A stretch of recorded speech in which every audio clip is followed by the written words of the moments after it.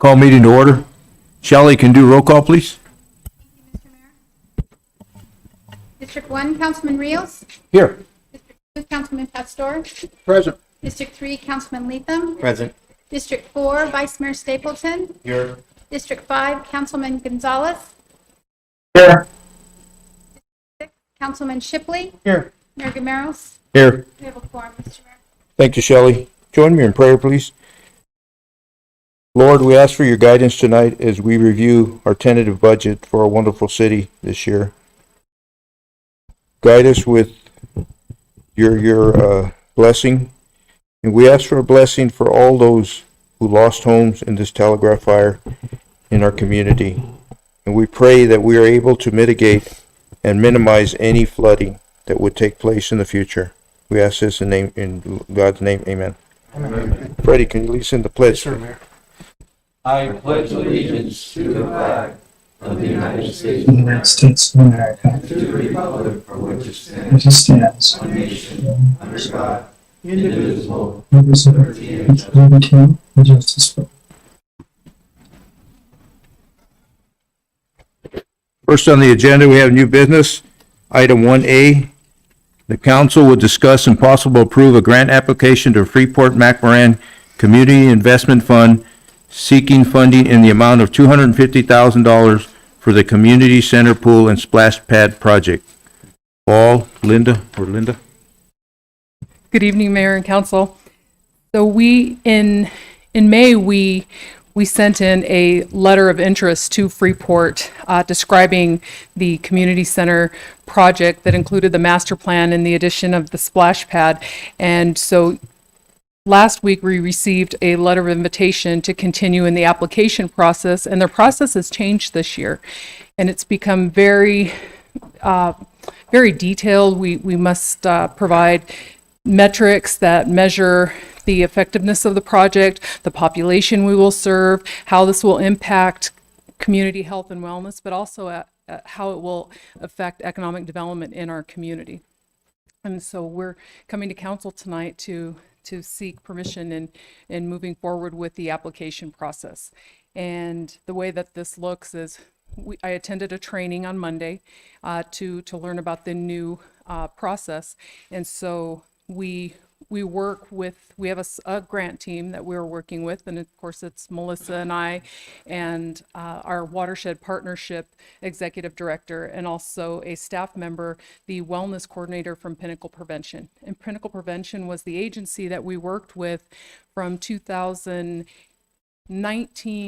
18 to 19 on the Cobra Valley Collaborative Action Plan. And so this is a big piece of that plan. Recreation was one of the pillars, and this piece was actually one of the goals of our action plan. And so they're assisting us with the research and an editing of our writing. So it's very exciting to have just a very high-level team to move this project forward. And our application is due July 25th. July 25th, you said? Mm-hmm. So this will be a first read. We can bring it back, or do you need a? When we accept the money, Mr. Mayor, members of council, so we're asking for this, and when we actually okay. get the money accepted, that'll be the final read. Okay. So there's no reason to waive the rule. Okay. Mayor? Questions, comments? Yeah. Go ahead, Fernando. Isn't the community fund grants only up to 300,000 total? Yes. Okay, so you're asking for the bulk of it, basically. Mhm. And we did receive a majority of the funding 2 years ago. Last year, Freeport's Community Investment Fund was put on pause due to COVID. And so the group has moved in a direction rather than split the money amongst several smaller projects to really move the needle and invest in larger scale projects. And that was, so with our Michelson project, they did invest $150,000. So they'll just be competing for whoever applies. is gonna compete for Absolutely. funds. Okay. Any other comments or questions for Linda? Mariano, any questions? No, thank you. Linda, what would be the award date if we were to be awarded that money? The first or second week in September. September.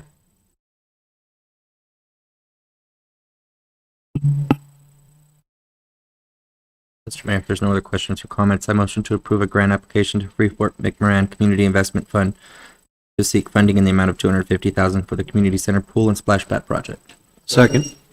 We have motion and a second for approval of the grant application. Is there any further discussion? All those in favor say aye. Aye. Any opposed, nay? Aye. Any abstaining? Motion passed. Item B, the council will discuss and possible ratify a grant application to Arizona Complete Healthcare First Community Reinvestment Program, capital grant in the amount of $100,000 for the community center pool and splash pad. Linda. Hello again. This application we turned in this past Friday, and again, it was our same grant writing team that we are working with for the Freeport grant, and they're also working with us on the Diamondbacks Field of Dreams grant. That's also due July 25th. So we have a lot of balls in the air right now, and I'll be bringing the Diamondbacks grant back for new business at our next meeting. But this application that we turned in on Friday, again, focuses on the community center pool rehab and then the addition of the new splash pad project to be able to provide an even more amazing splash pad adjacent to the community center pool. Questions, comments for Linda on this one? When would we know on this one? Do you know? And this one, we will know very soon, the second week in August. August.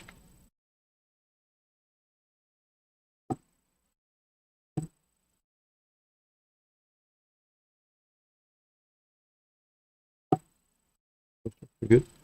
I have no questions. Make a motion to ratify a grant application to the First Community Reinvestment Program in the amount of $100,000 for the community center pool and splash pad project. Second.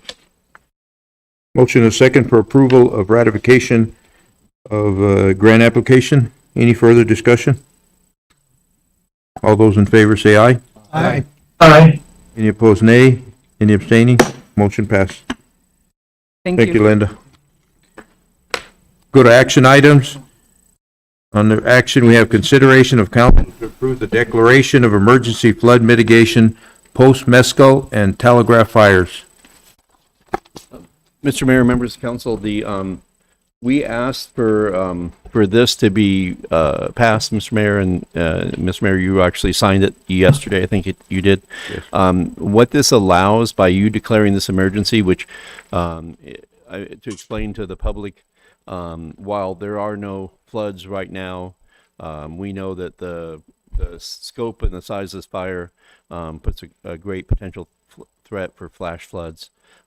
We have the ability to take advantage of the governor's wildfire fund that he created through DEMA and forestry, state forestry, to purchase many, well, not many, but the things that we need to respond to this fire. Sandbags, tools, barricades, everything that we need. I won't go through the list. In the training sessions we've learned and the talking with them, the procurement is on our side. For these items, since there's such some shortages and a rush to get this done, we ask you to declare the emergency, which helps us with the procurement and kind of speeds things up a little bit. It also, if something does happen, we'll have this in place so we can immediately seek help and get those advantages. But by doing this now, it allows staff to move very quickly, and governor's office moving quickly, counties moving quickly. You know, we're all trying to get geared up, so if and when the monsoons come, we'll be ready. This helps that process. Well, this is different than the declaration we signed previous. That was for the fire itself. That was for the fire specifically, and but I think it's good just to transparency. We specify instead of morphing it, we specify now we're looking at this the summer season. That doesn't mean that if God forbid that we have another fire that threatens us, that we won't do some other fire if we need to. But I think the front burner, the fear right now among the community is if heavy rain hits the mountain, it's going to come down pretty quick. We're thinking an hour. Fernando, go ahead. I didn't know the council had to ratify. I thought the mayor had authority to do that on his own. No, he does have the authority to do it, but we do need to ratify. I think the code says that it should be blessed by council at some point. Okay. And so we were going to just have the signing and the blessing at the same time, but we needed the authority yesterday, so we did it. I'd like to thank our staff and Jerry in particular, as they continue to push forward to these projects that are needed. And, you know, I think the list and what we've been approved and still awaiting approval on is amazing. I mean, but again, with the state, with the House and the Senate and the governor signing it immediately, that gave us that opportunity to move forward quickly, and I'm glad we're on top of it. I'm amazed how far we are. And we would start seeing mitigation here pretty quick, I would think, by the end of the week or the beginning of next week. By the end of the week, we're doing the county is doing the primary contract to hire outside companies to clean the dead and down in the creek and the washes. But they're coming into our area also because it's the same source of money. It's the state money. We're overseeing that and helping with the permission slips. We need to get permission before these contractors go on private property. And anybody that has property in the creek or the wash, please get online or come to City Hall, and we'll get you signed up so you can allow people to come in at no cost to you to clean that area up. But it's all moving very quickly. And the biggest thing is shortages of sandbags and trying to get ahead of the sandbag machine and some of these shortages we've seen. But we're moving as fast. This is bureaucracy moving as fast as it can. That was another question. Once sandbags are available, where are they going to be located at? Gary, is that mic work? So we sent the requisitions in today to get 50,000 sandbags. 30,000 will be available by the end of the week. John needs to see the sandbagger and figure out where we're going to put the pallets at from there. So we don't have a definite plan. We're working with the county to make sure we have them available to all the citizens through the city. So we intend to put some of them on pallets and put them in different areas at the city so they can be accessible.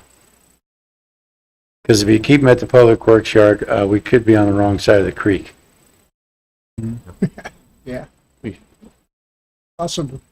Will there be a component John, you wanna- or to help the elderly people that are unable to get sandbags or put sandbags? Is there a method going to be in place for those individuals, for the elderly? Jerry, I know that right now the formal organization was, there is no formal organization. Rubicon is not helping. They have just pulled out for a while. They will be back. So from what we were told, they're pulled out until the flooding has hit, and then they'll be back in sandbagging. So I would imagine that if anybody fears that their property needs to be protected, they need sandbags. I know you can call emergency management or you can call City Globe, and we will find a way to make sure that someone helps them get those sandbags to the right place. Anybody listening or watching, make the call to the city, and we'll find a way to make it happen. Because if you think you have an issue that needs to be protected, it's in everyone's best interest. We help with that. So right now, the sandbags that are available are through the county, and they have them at various locations. Our sandbagger will be in Friday, and along with our sandbags, so we should be ready and going probably by Monday. So I think Gary said he could provide some labor. Right? Good. Yeah. So. Mr. Mayor, members of council, and a shout out to Brian Sepola with Resolution. He brought over a couple of loads of pallets that he's rounded up from Resolution and brought them over. And I know that's the other thing we've been looking for pallet donations, and I'm not sure where we're at where we're at now on pallets. Where do you want them? I have a few I could bring. John likes to wake up in the morning and find surprises.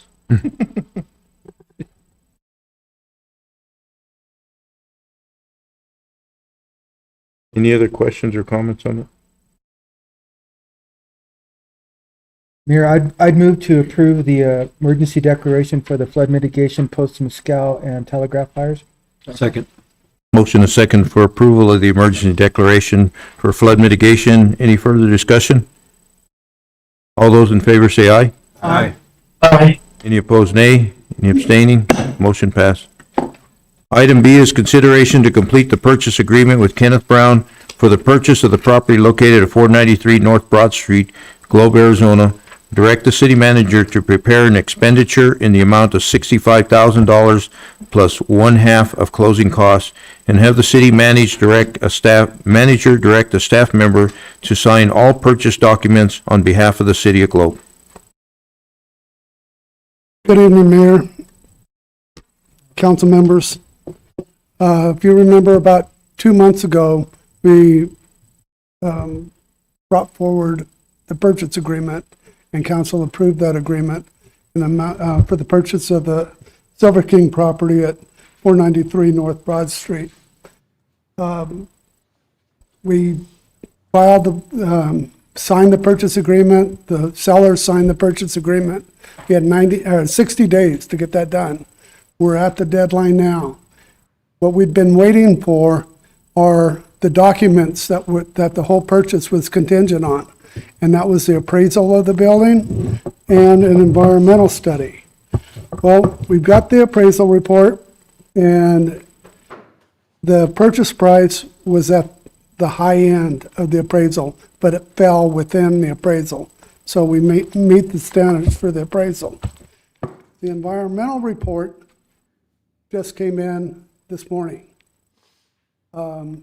Looking through it, they didn't find anything on the property, but they're worried that there could be stuff outside the property. They're worried about they said it's a dry cleaner that used to be at the adjoining property. And the adjoining property is the Earth Mover Tire building. They said that happened in the 1960s and 70s. I called these guys up and I said, there's no way that was never a dry cleaner. That's always been a tire place. And so they said, well, maybe it was further away. So they're worried that any spilt chemicals from that dry cleaner could have leached from wherever this dry cleaner place was under the first tire place into that place. And they're not saying that it did. They're saying that there's a possibility, and you would have to drill it to see if there's any bad chemicals there. Also, they said that there's a possibility that there used to be a septic tank on the property, and workers in the tire place used to drain motor oil into the septic tank. Well, I know that the city of Globe has had sewer since 1918, prior to that building even being built. And so that property never had, or that building never had a septic tank on it. There were some houses there back in the, like, 1918, but I don't know if they ever had septic tanks, but then, they probably weren't putting oil down their drains either. So that was the biggest worries, that of possibilities that they could come up with, but for the property itself, they did not find anything wrong with it. So we're looking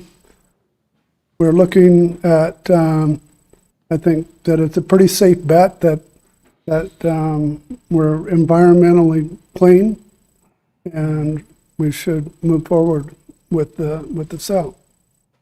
Are there any questions? So is there a requirement that we do a phase one eventually or not? We Only were, if we choose to? or- I don't know as far as a legal requirement, but we were definitely advised to by the city attorney. Yeah, I believe due diligence, that we know what we're getting into when we purchase a property.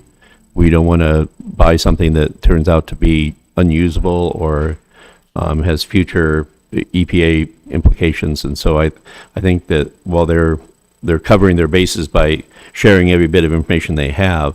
I agree with Chris that it's a pretty safe bet that we're not going to end up in the future with some type of a contamination issue. So we don't have to do any more inspections or anything? No, there was never any inspections required for that property if they had a remediation done on that property. I mean, they're saying the property was clean, it's just the neighboring properties, and yeah, there is a chance that things could travel under there. But, and, you know, considering we may not be digging but more than 3 feet, but no major structure on there. I mean, I think we could build a major structure on there, no problem. So it's just a matter of, you're never going to get a clean, oh, it's perfect, pristine, no problem. They won't do that. But and it's good that they let us know what's out there. But it's up to us to decide if the risk is manageable. Mr. Mayor, members of council, I believe it is. Councilman Pastor, do you remember the dry cleaner and the vicinity of that place? I don't. I know the Gila Laundry used to be 2 blocks down where McSpadden's Body Shop is now, but that's quite a distance. Yeah, I don't recall a dry cleaner in that area, but. AJ? We remember it being a dry cleaners. We were just talking about it. Silver On the King? left side, the auto body or BB shop is to the right, and to the left was a dry cleaner. But that's down where the McSpadden's is, right? No, Where at? Silver King building? Towards where Tanner owns. I mean, it's been 50 years, but I remember it being a dry cleaners, but I could be wrong, but I don't think so. Where the silver. Yeah. That was. The left side. Anderson Tires and Western State Tires. And Joe's Dry Cleaning. I don't know the name of it. I went to the dry cleaner in Miami, right by house. There you go. That's what I said. I didn't come to Globe 50 years ago. So it wasn't the neighboring property, it's 2 properties down, which make it even less likely that it would have traveled. So, Isn't the purchase pretty much already done, though? I mean, didn't we already agree to buy the property? No, it was contingent upon these 2 Oh, documents. okay. yeah. But Yeah, if no. phase 1 is not cheap, isn't it? I wanted to say it was pretty pricey. to- The IDA paid for it through a grant. You got it free. Yeah, for this one coming up? This one we're talking about tonight? Okay. So were you waiting for the results of that? No, we've got the Already got results. those. This is So the, this is the phase 1. this is it. Okay, so that's the one where it identifies a potential. So then you'd have to do what, a phase 2 then, right? If you want to know whether or not the soil is contaminated. You could do a phase 2, but I don't think the risk would be that high. Okay. I mean, if the council would like us to go forward and do the drilling, but that would be an option, but I think for what our use is and for the vagueness of the low level of the risk, I don't know that it's warranted. I took environmental law in college, and the only thing I remember is if you're in a chain of ownership, you are in a chain of required to clean it up if it ever becomes a problem. So I don't, I would say that this property is about as clean as any property in Globe.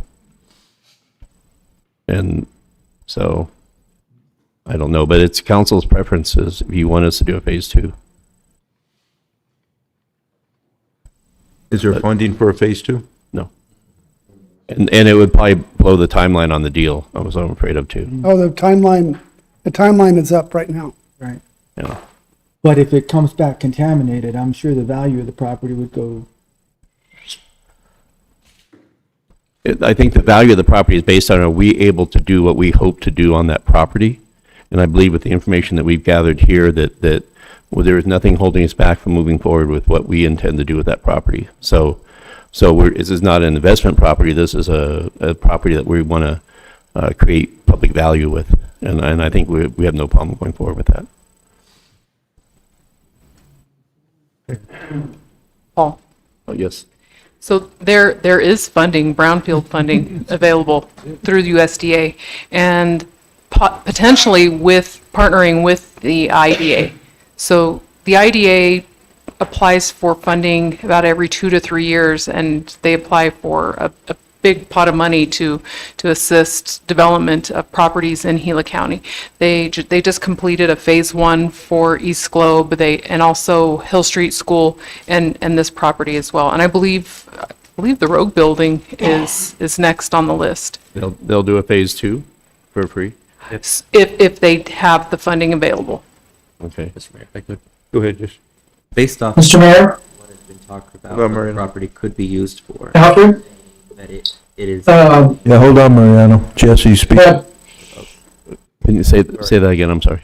you're stating to us right now that what we've bounced back and forth as to what the property could be used for, a phase 2 is not necessary. Given what we found in the phase 1, I don't believe a phase 2 is necessary. Given that if we wanted to do something completely off topic of what we've decided, at that point, there is funding for a phase 2 if warranted. Or if we were investing in this property and intended to flip it and sell it. If we were going to build on this and try to put it back in the public sector or in the private, then I would say, yeah, we probably need to know. Okay. But considering we're going to buy it and it's capable of doing what we want it to do, I don't recommend that we do a phase 2. But it's council's decision. Okay. But we could do it for free. I worry about having the sale fall through. Mariano, go ahead. up until about 15 years ago, I was the chairman of the local emergency planning committee. And as a matter of course, the emergency services department would be notified of any spills throughout the course of the year in the county. And we would also receive storage information related to Tier 2 reports, which are chemical storage facilities within the county. And in either case, up to that point in time, I do not remember receiving or hearing or seeing any reports related to any kind of spillage or contamination in that general vicinity. And I think that a couple of, if we have to practice due diligence, we might want to go the route of testing, but because it's not directly on the property, I think we're doing more than due diligence right above and beyond. That's all I have. Anybody else? Well, I feel like we should move forward, but just know that if it is contaminated and it does have to be cleaned up, we will be On the hook? on the hook.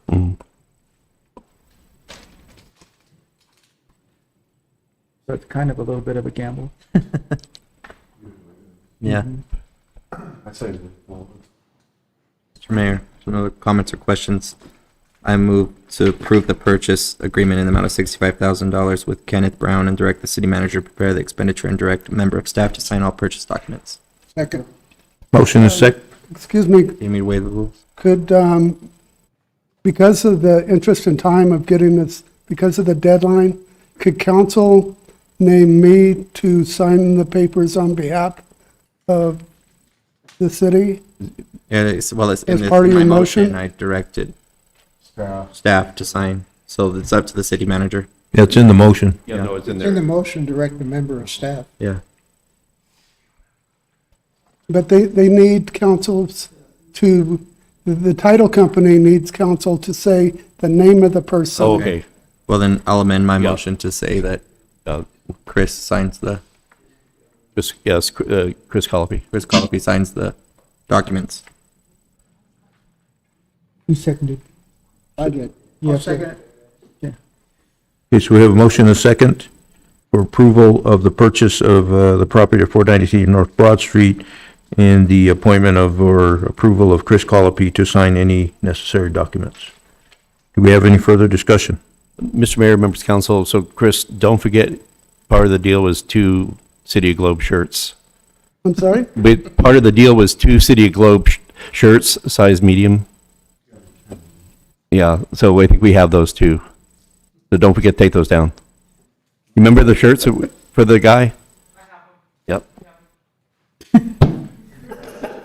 That kind of hooked the deal. Yeah, it was, we were haggling and I threw in 2 shirts. That put us over the value though. Not the gift So- clause, is it? I think Yeah, two at 35 each. Okay. Don't Any forget- further discussion? All those in favor say aye. Aye. Any opposed, nay? Any abstaining? Motion passed.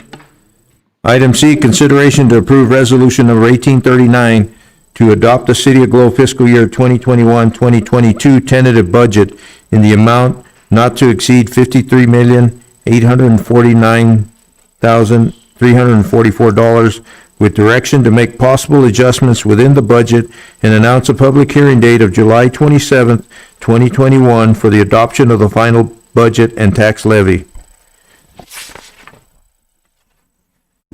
Okay. Jeannie? Or We'll Paul? get a, Oh, Shelley, can you read resolution 1839? I'm sorry. then Jeannie and I will speak to it. Thank you, Mr. Mayor. Resolution number 1839, a resolution of the mayor and council of the City of Globe, County of Gila, State of Arizona for the adoption of the tentative budget and tax levy for fiscal year 2021 through 2022. Council, please with the reading. Yes. Yes. And Mr. Mayor, members of council, I'm going to pitch it to Jeannie here in a second, just to go over the changes we made from the last meeting and any questions on the body of the document. But I will tell you that one change is that because of the timing of doing the two public announcements into the paper we had to do, we were not able to make the meeting of the 13th as a final adoption because the public announcement wouldn't come out to the 14th, that Wednesday. And so just push it back to July 27th for the final budget adoption. Legally, the tonight is a legal landmark we need to hit. We need to pass the tentative, which is the cap. But we can go into July, no problem to do that. That also allows, you can address changes here, and you can make changes even on the 27th if council would like to. The only thing you can't do is you can't go over the total amount that is in there. But with that, unless there's questions about that, I'll pitch it to Jeannie to talk about the changes. Jeannie, do you want to recap? You were making changes as we met in that short meeting we had last week. The only major change I made was adding another $1 million to the DEMA thing. There was an error discovered in HERF when I was reviewing that with our financial consultant, and the fund balance carry forward had been miscalculated. So we did have to reduce the HERF CIP construction amount to cover that difference. And I did tell Jerry Barnes about it, and he took it very badly, but he was quite the gentleman. And we still have plenty of money. There's enough funds in her for him to do what he needs to do. So those are the two major changes. Something new that did come up yesterday is we will start seeing some tax revenue on the recreational marijuana sales. It's not tons, but I did get notice from the state yesterday that they have, for the month of June, they gave us an amount for PD and a separate amount for the fire department. And I imagine those are going to be monthly. But did you have any other questions about the budget? Jeannie, I think the only other changes were we had some priority changes on the CIP that we had talked about, and those I think you noted in your changes. I think we had it was a third priority, we moved to second priority, and I'm trying to remember. I'll have to go through my notes. Yeah, we did. You're right. I don't remember. I'm sorry, I don't have a recap of the changes in the priorities, but we have the tape, and we'll double check those. Mr. Mayor. So the funding from the recreational, that's just part of the statute, right? The way it was written, that part of that goes to public safety? Is that what we're getting? Because I didn't think we had one in our area.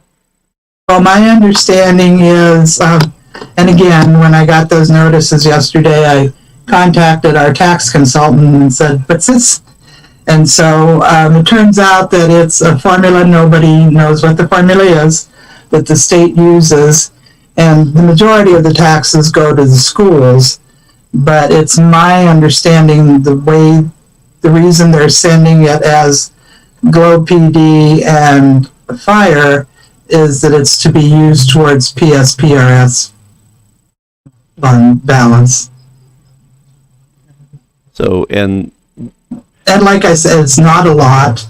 It was, I think, 13,000 for PD and 9,000 for fire. But it's some new revenue. And so we have the capacity to accept that. We have the capacity to accept. But that's one of the reasons why this budget is at 53 million. We have a lot of items that we're looking to seek money for, and so we just can rearrange some of the grant funding and apply it to this is revenue and direct it to fire and police as we see fit. We were thinking that we would be getting money directly from our possible local that we, like I say, there's really no update on that right now. But I think the league said treat it like state shared. There's a pot of money that paid to the state distributes by population, and that's how we'll receive that money. Well, the only other change is while the 1.1 million for the Hill Street completion of the Hill Street project was included in both of the budget bills. It had passed. It is sitting on the desk of the governor. I think he's waiting for the last budget bill to come through to sign them all. The only change is that unlike the bridge, which was a direct appropriation to the city, it's an appropriation to ADOT. But there may be a chance that we can have ADOT just forward that to us, and so we'll leave that in there. But if you see that discrepancy, the way the amendment to the bill is, I think 1.1 and some change directed to ADOT. But so we have that capacity in there too. Yeah, Paul, I want to thank Jerry for bringing that forward too, to pushing that through Representative Cook, and Cook putting that bill on the line items that was pushed through. I mean, that's amazing. Thank you. Yeah, it's gonna round out that project. We got, make that all the way through from Ash US 60 down to the Connie's Bridge. It'll all look good and be well done and concreted and sidewalks. Does that include sidewalks? No. Oops. All right, good concrete. I'm sorry, good asphalt. Okay, so he's always catching a plan. So on Mr. Mayor, members of council, on the tentative budget, as you've seen and reviewed, on the CIP as you've seen and reviewed, do you have any questions on that before I get to two addendums I'd like to add to the budget? I think you did some explaining as to, if the public's listening, as I guess they're kind of wondering, how did our budget jump from, or double since last year, and what our operation budget is for annual. So our general fund operations budget is within just a tad under 11 million, and that is based on general fund revenue, state tax collection, our income tax, our sales tax, property tax, and state shared and other revenue sources. With the enterprise added in, I think the total operation about 23 million, Jeannie, 24? Yeah, well, I'm showing that the general fund ongoing is 15,791,000. I think that's and federal money. I'm sorry. Oh, that's some of the federal money's going in, but Yeah. Go ahead. And then water is 6,949,000, and wastewater is 3,731,000. So even though we are showing a $53 million budget, 20 million of that is all grants that we just needed to put the room in there for, since it's been such an odd year with the pandemic and then the fire and now the possible flooding. There's multiple grant opportunities that never existed before. So that's why our budget is so high. And it is important though. This is a planning document. And it shows council priorities, and those CIP items, while it may be a long shot that we get funding for them, but it helps to get funding for them by having council bless them as items that you show a priority for. So that's why it's important to have it in there. But yeah, somebody could say, oh, you know, there's some educational aspects that need to go forward, and but again, it's something that's important to have that capacity.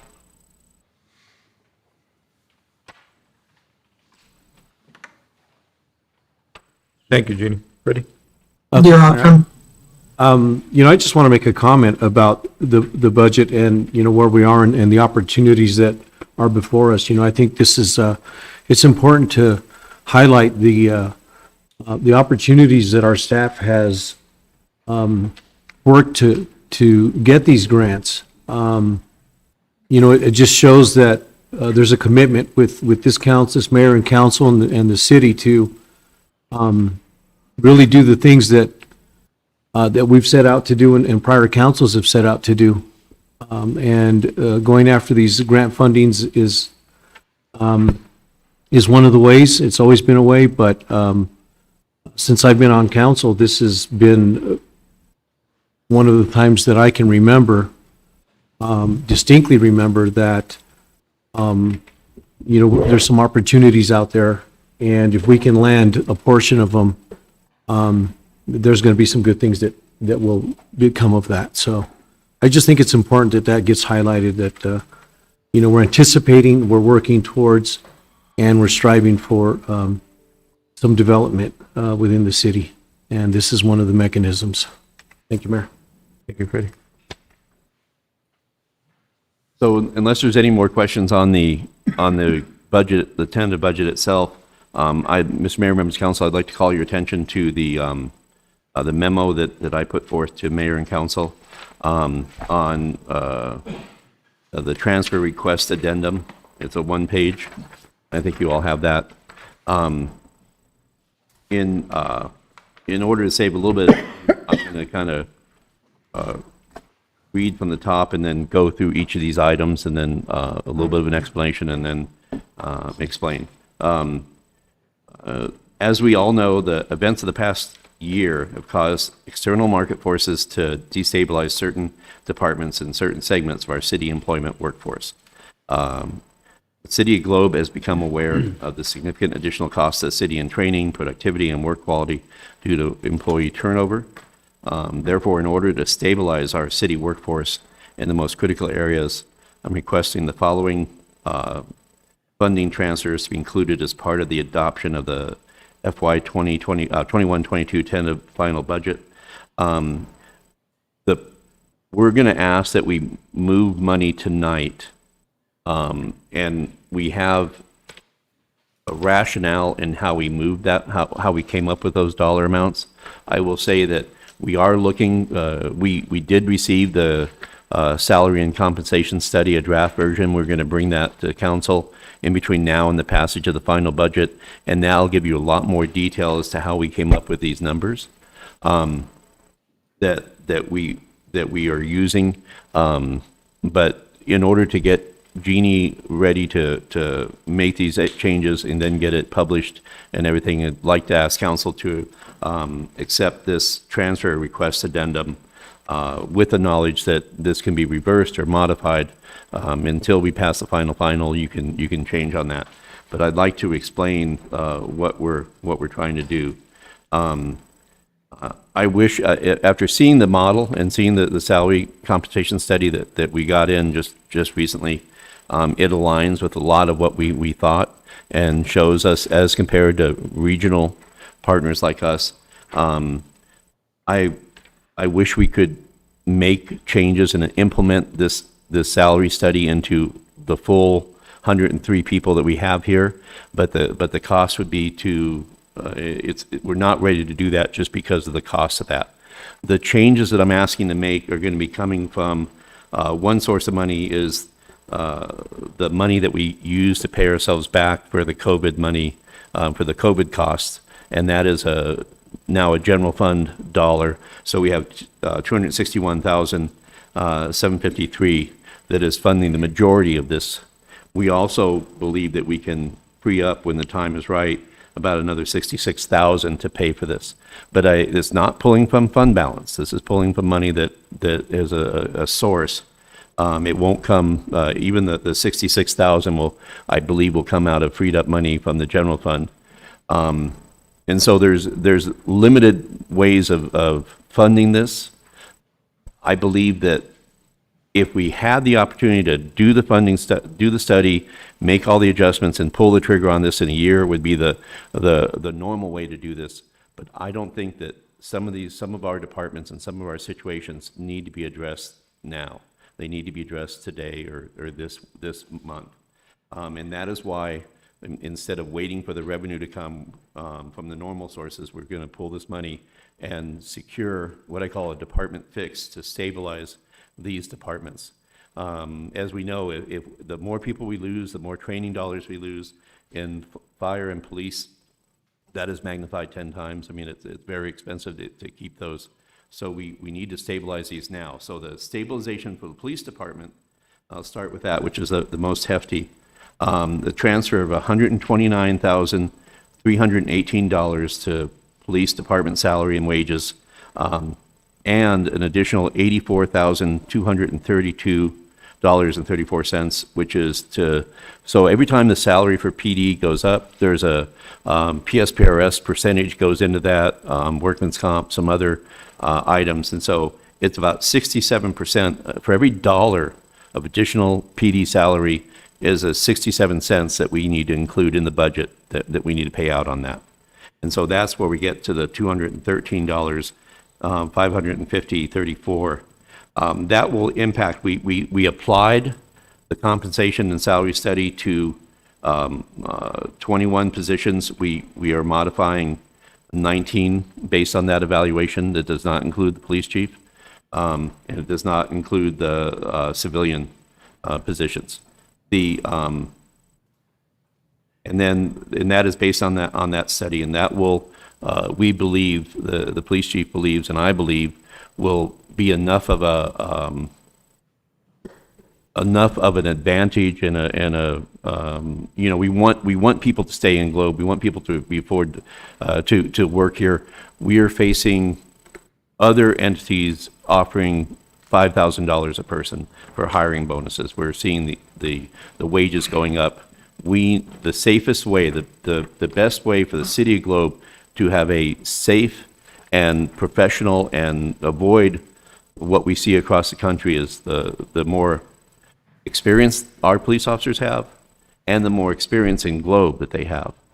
And losing the officers, and we've lost, I think, 3 already, and we have others looking, losing those officers is so detrimental to our ability to do what we need to do. And I think you've heard this, we know about this, and so I won't go any further, but the police chief believes that, and I believe that this will definitely stabilize our staffing and reduce any possible, it won't guarantee, but help reduce any type of, loss in staff to other agencies, any cherry picking by others. The second item is the fire department. There we're asking to transfer $36,012.21 in salary and wages, and another $20,526.96. That would be in that additional PSPRS. That's a 57% rate rather than 67. And that would stabilize 6 of the 7 positions we looked at in the middle leadership fire positions. And that is based on applying the study to determine these amounts and these wages, and that we'll share with you in the coming weeks. We have been, let me pull. So the question on the table is, why only part of the fire department? Over time, we have been trying to, with the fire department, the rank and file, the sworn firefighters have been working up their step system. Some are capped out, and we've been making movements there. They're experiencing compression at the captain and engineer level. Compression is where the bottom comes up, and your managers tend to be making about the same as the line level people. And so that causes this void, and it's not a healthy way to have a department. You need to have a clear separation in pay, at least 5%, between your line people and your managers and your supervisors. So what this does is definitely significant bolster to the captains. They have 3 captains and 2 engineers. We have a 3rd engineer spot that's vacant. We're also looking, because that compression goes up, we're also looking at the deputy chief, just so we can keep the spacing and not cause any future problems. And I wish we could do all of the fire department. I don't feel that. I think that we're in more danger right now, and this has been the message for about 2 years coming from the fire department. The compression has been harmful, and these are the experienced leaders, the people that when we all go home and the captains are the ones that are in charge, when those crews go out and they're making life and death decisions, it is those captains that are calling the shots. They arrive on the scene and they got to know what they're doing. So we want to protect those people. I don't believe we can wait a year till we secure them. So that is the second request. Question. Sure. Go ahead, Mike. So we're looking at the mid-level rankings of the fire department. Yes. How many employees are at the low level? The so 1, 2, 3, 4, 5, 6, 7, 8, 9. 9? Okay. And so the third group is Public Works, all right? Public Works, we're looking to transfer $35,962 to Public Works Department salary and wages, and an additional $10,428.98. That's 29% of the 35 number. And that covers ASRS, which is, for reasons I won't go into, did not have we don't have the liability, the $9 million liability in ASRS like we do in PSPRS. That's a whole nother story, but this would stabilize 10 out of actually 17 positions that we looked at. We took the salary study, we applied it, and did and used that to determine who was under market, and we found that there are 10 people, primarily, and these are all that we looked at were non-supervisory. Lead and above, we're holding back on that. What we've found is it's hard to, we put postings out for Public Works, and we get no one to apply. We get people who are getting bought off. The market is shifting. This is a competitive market for people who are willing to work outdoors and work with their hands and have these skills. We're looking for CDL skills. We're looking for people who can run loaders, but we're also looking for just good, work ethic, hardworking, smart and savvy young people that we can, bring up through the ranks. And John has stitched together a really good crew right now through all the hirings and stuff. We have pulled together people. We are taking the minimum wage in Public Works from $12.50 to $14. All right, and from if you're higher than that, then we look to place you on the schedule. There are a number of people. There are 5 newbies that we knew had good skills. And we sweetened the deal and didn't hire them at the lower rates. We looked at them, and they're already at the market rate. And so those 5 people, it wasn't that we left them behind, but we plugged them in, and they didn't require any additional pay to get them equaled out. And this whole thing, the beauty of this whole thing is once we're done in applying this to everyone to this one master design of a salary study, it'll simplify across and standardize across the board how we handle pay and what people will know is coming. It'll be a better system. It's a more modern system. It gives us some more framework and confidence by the employees, council, ourselves. So we're slowly pulling these people into this system. So there were some other people we looked at that are not managers, but again, they fit into the classification, and so we We didn't change them. It's people who we believe, per the market, were undercompensated, and therefore possibly to be siphoned off and cherry-picked. And that's what we wanted to stop. The last entry. Mike, go ahead. So you're talking the new employees that you start them at $14 an hour? Or you've already started them at 14? No, when this is adopted, from this point forward, we'll be hiring at 14. Okay. There are people that we have on staff that are 12.50, and they'll be making, at Public Works, they'll be coming up to 14. For non-Public Works, for library, active adult, museum, city hall, they'll start, their base wage, entry-level wage will be $13.50. But we added 50 cents in there just because of the necessity of trying to get people who are willing to work with their, work outside, work in the heat, work the hours. Okay, so if we adopt this, do we have employees who are like in their probationary period? Will they be able to move up to Yes, we're going $14? They we're don't going have- to adjust their salary, and it won't change their probationary period. Okay, they'll Yeah. still be on probation, but they won't Yeah, be at but the it won't change probation from the start date. And this is of no fault of their own. They haven't accepted anything. We're just in there making this. It's a really good question. I actually hadn't thought about it. But no, right off the bat, I know we're not gonna mess with probation. Thank you. So, I wanted to share with you, one of the reasons what we're trying to shore up, we need these bottom level people. They are the heart and soul. They're the ones that are doing the repairs and the maintenance, and these are John's guys that go out and do the heavy lifting every day. I did a look. So we're a small organization, and a lot of times small organizations, the problem is you want to climb the ladder, but there's no rungs to go. We don't have a lot of positions. We had a lot of shift in the recent, with a couple of key people retiring, and it broke up the logjam. And so a lot of people in the supervisory roles of Public Works have moved up just recently, if not in the year, within the past 2 years. So I looked at that, and of the 1, 2, 3, 4, 5, 6, 7, 8, 9, 10 people, 10 people within that are not being touched, not being included in this, have had increases in the past year. And let's see, another 1, 2, 3, 4, 5, 6, 7 who have had some type of pay increase in the past 2 years.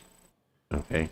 Now, of the 3 people who has been more than 3 years or more, we've looked at them and they do not qualify even in the new system to get a pay raise, just because of the status of their work and the nature of their situation.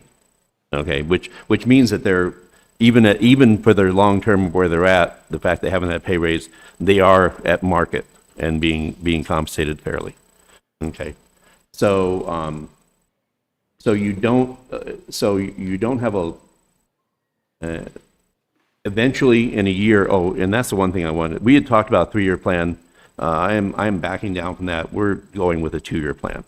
I don't see how we cannot finish this at the next budget cycle. It just, I don't see asking anybody to wait. We will, one way, heck or high water, we will wrap this up and apply this in the second year. So, And that's all based on the compensation study? well, I think it's just based on human nature. I don't see, I think we have the ability, based on the compensation, what I've seen, everything I know now, after doing the research, I think it's a priority. I think we need to find a way to wrap this up in 1 year. So this year and next year, I just don't think it's healthy to go and ask anybody to be it's hard. It is.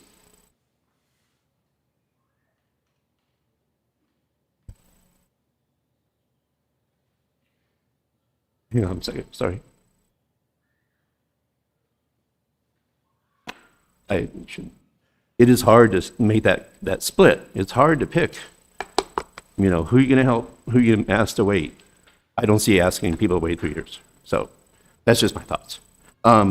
So we're we're applying this where we need to apply it and making those changes where we need to make to secure. And I ask all those people who are not getting brought in the system now, next year it'll happen. My commitment. So the last one, Library, Museum, Active Adult Department transfers $13,347.50 to Library, Museum, and Active Adult, and wages additional ASRS $3,870.78. Okay, and again, these are ARS people. This is to take our $12.50 and $12.50 and $13 people up and just bump them up. And and again, I'm not talking about names, and I know them. I try not to blast who's getting what and everything like that. But those low-level positions that are entry level, in order to secure those people, we trained them. They're good workers. They're hard workers. We need to secure them. So we're going to take that up to $13.50. If you're a little bit above the $12.50, then we can go up a little bit higher. And we're again applying them into the matrix to make that happen. So. Covered the funding sources. Let me think here. A couple questions, man. Yeah, go ahead. Go ahead, just. Understanding that this is one-time funding, where do you plan on finding the funding for future years, and then making this into a 2-year plan, plus finding the funding for this year? What we've identified, is we have a structural issue with making sure, to the people out there watching and listening, we have very modest growth, but the cost of running a city, especially police and fire, has just gone up. And so we need to make those adjustments. So it's put us, not for bad planning or anything else, it's put us in a structural deficit. We need to find a way out of the structural deficit. That is a not a long-term, but an immediate term, but a much more complicated goal. And we plan on addressing it starting just as we did not wait to deal with healthcare, but to deal with, we started through the whole year. I think this is the whole year process, so we look at how are we going to close the gap. On the short answer is, we hope growth. We have development services going. We have people moving here. We have a lot of activity, and we can just expand our way out with additional tax dollars, additional revenue, additional activity, additional investments, and that will help. If not, we're just going to have to take a look and see what we can do to stabilize. But that is the $64 question that we have a year to answer. Well, thank you. And if I could, Mayor, I just want to commend you. This is a complete turnaround from our strategic action planning meeting, where we are now today. So finding this money and finding how you can help out every department if you could. Yes. I want to thank you for that. Well, and thank you. In regards to the draft compensation study, when do you plan on sending that to us? We're trying to get that a presentation for the 13th of July and let you see that. And because I think it really is important to know, I'm giving you big, bold numbers. I think it's important for you to see how we got to those numbers. I think you'd be very, I think you'll see the logic in it and its basic compensation study. So we're hoping, we haven't got confirmation, but we're trying for the 13th of July, so you can see that before you're asked to approve this on the 27th. If you could send that to me sooner than the 13th, Okay. so I could. I think that we have the ability to send that study out now. I'm sorry. Do we have the ability to send the study out now? Is it in the format that we share? It's raw. They're putting together the final document, something easy to read, something more understanding than the broad data that we have right now. I will tell you, I've seen the spreadsheet, and it is, it is a work of art if you've done Excel spreadsheets. There is a lot of different ways they look at it. There are only two of the 7 tabs that we're focusing on. And we had a draft presentation to explain how we implement it. But I think that we need to get it to you, and then how we apply it to everyone and just show you how this works. And part of that will be at a presentation, and part of that, I think, will be some one-on-ones just to let you get a little bit more into seeing what I think you want to see.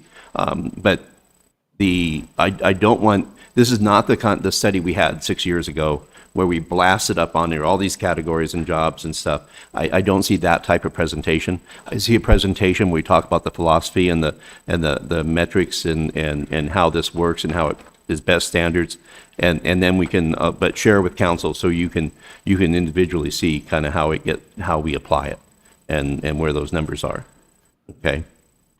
But, and so I have not seen I know we're waiting on that draft at some level. And if what I'm showing you is not enough, we'll talk and we'll make sure you have it available. See what, I have no doubt that we can show you what I think you want to see. Okay, thank you. That's all I have, Mayor. Okay. So, with that, on this, and the only other thing, Mr. Mayor, I know that you may have questions, willing to take questions, and the three primary departments, the police, fire, and public works, the directors are willing. Chris and I worked with each of them individually, and if you have any questions for them and their opinions of what we're doing here and how the process, I'd be happy to invite council to invite them up to answer any questions you have. Open it up to any comments or questions for Paul or staff. Anybody have any?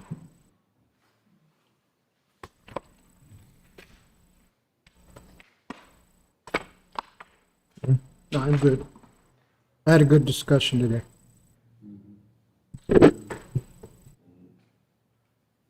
Mariano, any comments, questions?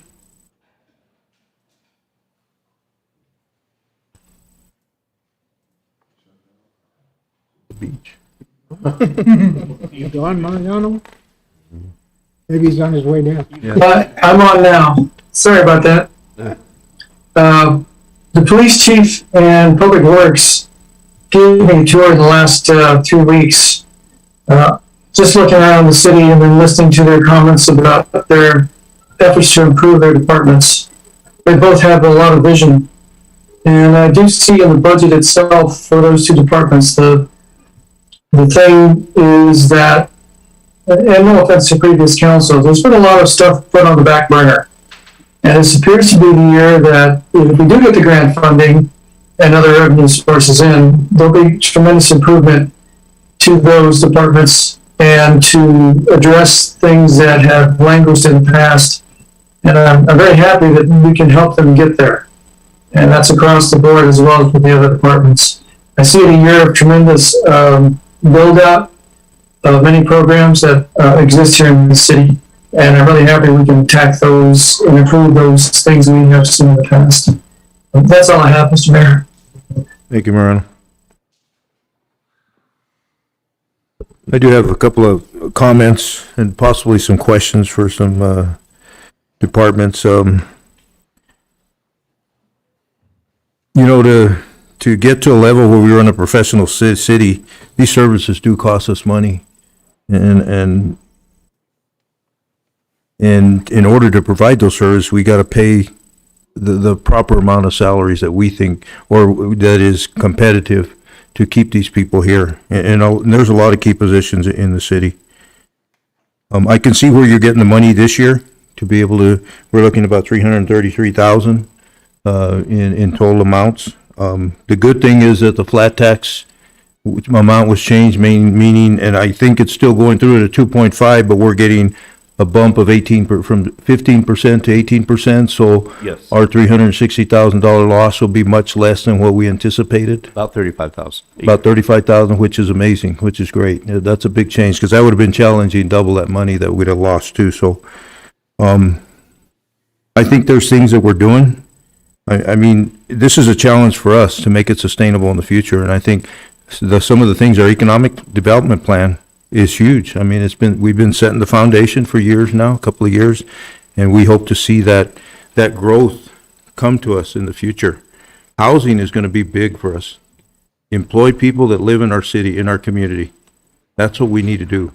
Because when you have people that don't live in our community and they work here, but they live somewhere else, there's always that temptation to look for other employment close to where they live, and especially if they're paying you more money. So I think we need to pay the salaries that are competitive, especially in public safety. Public safety is, where I came from. So, police and fire, those are important. There's a lot of competition out there.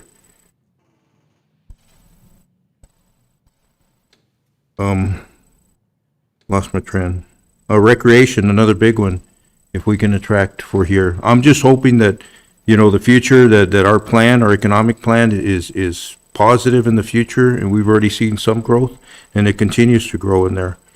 I just want to, and I commend you for not only thinking of these at this point. I know in law enforcement right now, it is difficult to get personnel. I mean, law enforcement has taken a lot of beating in this last couple of years, and we need to be able to keep our police officers here. We invested a lot of money in the police department and to become a professional agency, and I think we've done that. I think Chief Walters has brought us to that level, and to get those officers here.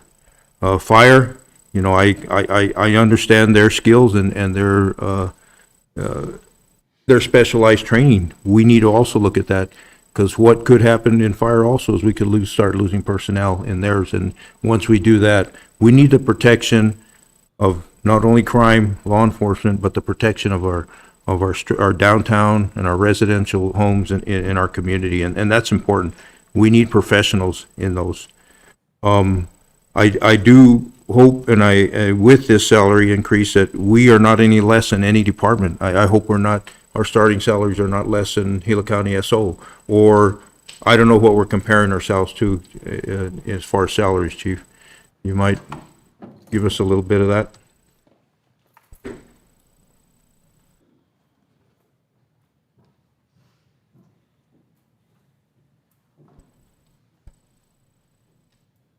Good evening, Mayor. Good evening, Council. For the last couple of years, I've talked to probably each and every one of you at one time or another concerning the salary. I've worked very closely with the city manager. We'd done an internal comparison to like-sized departments across the region and agencies that we were actively losing people to.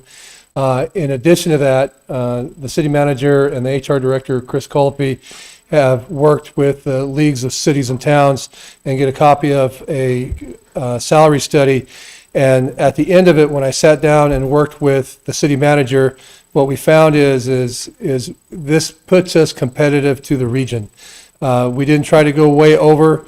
There might be a couple that start off a tad higher than us, but we can end a little higher than them. There's a system in place for this that rewards good work.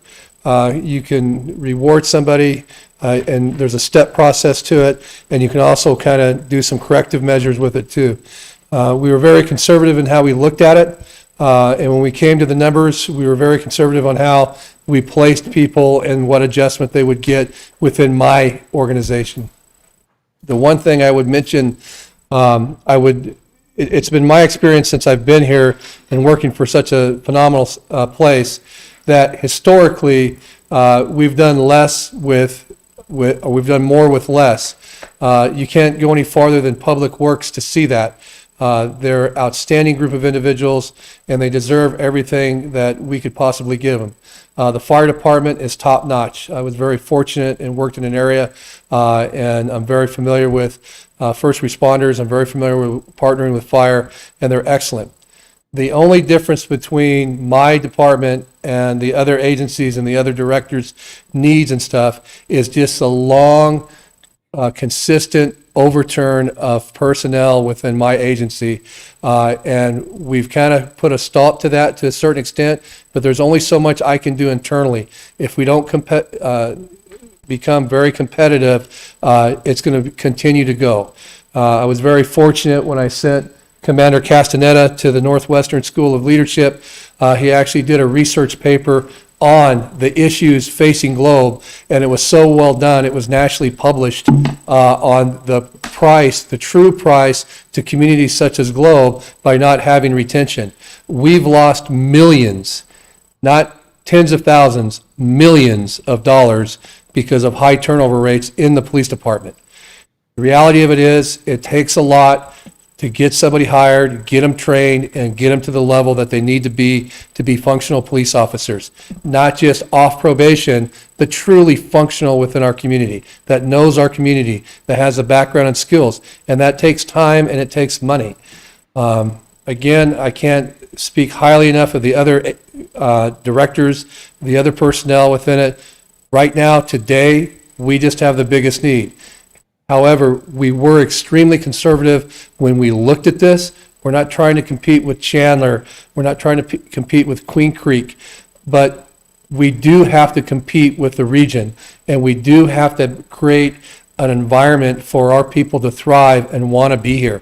And I couldn't agree with you more, Mayor, with the need to focus in on people that live in the region. But at the same time, I'm not just competing against that. I'm competing against housing. I'm competing against the mines. And it's just on and on. So if we don't make some adjustments here, it won't get better. If we don't make some adjustments and some hard decisions today, it's not going to improve.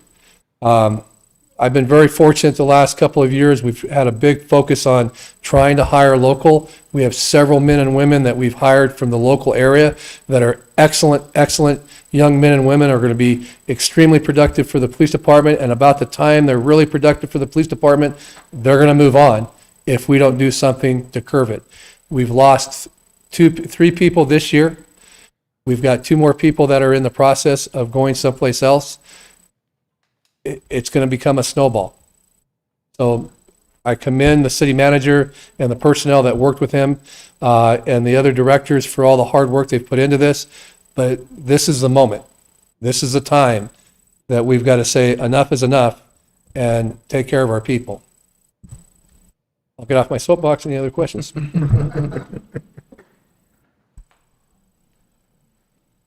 Freddie, go ahead. Chief, thanks for those comments. I just have a comment. Obviously, we're very grateful for all the work you've done for our department and our police department in getting where it's at today.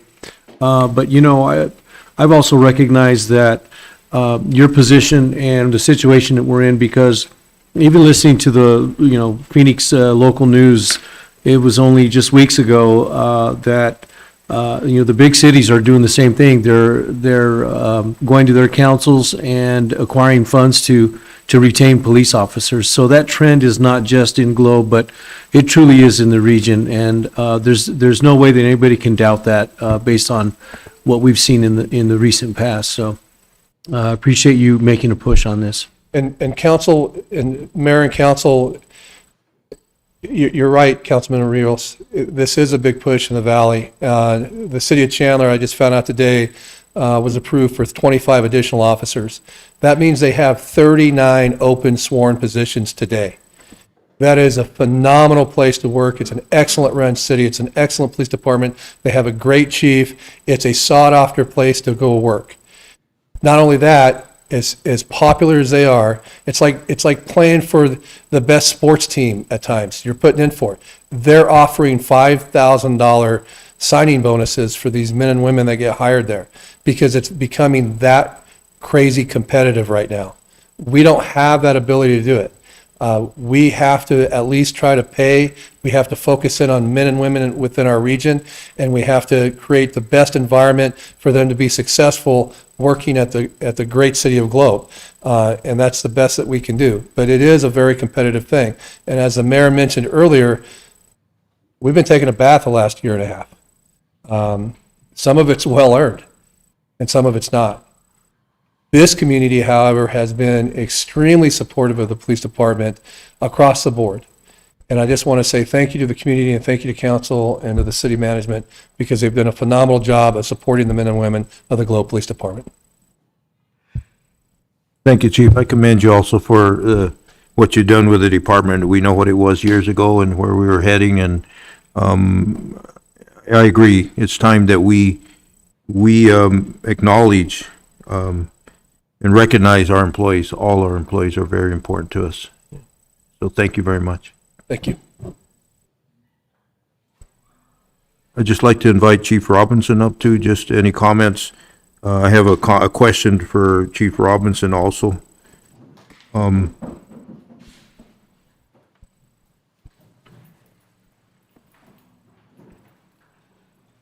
know how competitive it is also in the fire service with other agencies. My question to you is, we should never be below any department close to us as far as starting wages. Are we above starting wages of, I'm going to Tri-City Fire District? Mr. Mayor, council members, if I remember correctly, I'm not having the numbers in front of me, if I remember correctly, we are just above with a starting firefighter EMT. When we consider paramedics, we're just below, I believe, their starting wage. They are currently offering, I believe it's $6,000 per year in addition for paramedics. Because, we place a high priority on paramedic and having those individuals on our trucks to take care of the community. They also, in addition, have the ambulance service that even, it mandates that they have a given number on at any given time, so. How many paramedics do you currently have now full-time? I've lost count. On shift rotation, we have eight currently with a provision for a ninth. We just lost a paramedic due to retirement and the need to step away from the fire service. Any comments on the proposal that was given to us tonight, or? Yeah. So in going through and having the discussions with the city manager and in our people going forward and having the opportunity to provide input into where they saw a need. One of the priority issues that was identified was compression, as has been mentioned by Mr. Jepson. The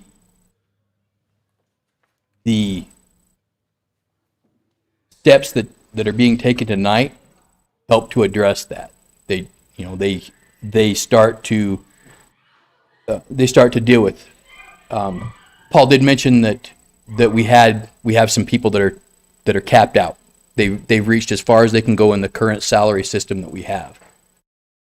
That topped out salary currently is significantly below and the market in terms of what's shown for topped out salaries in what we had a chance to review from the salary study.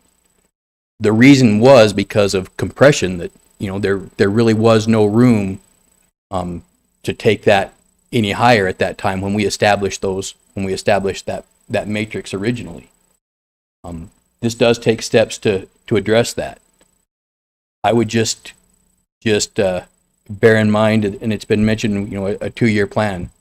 We do need to keep in mind that we have the potential to start losing people. We haven't had the competitiveness that we have now in terms of the number of jobs out there, fewer applicants for those jobs. The fire service hasn't had to face that as much, but we're starting to see individuals they've been in the drop in the retirement system. They hit their 5 years. You're seeing more and more retirements and more need. Every day there's new advertisements out there across the state for positions. So we need to bear that in mind when we start going forward and looking and make sure we have a plan in place that does address that. We're addressing the compression issue, and that was a top priority that was identified by our personnel. But the need is still there to have a system in place that will continue to allow those individuals to advance, will continue to retain quality people.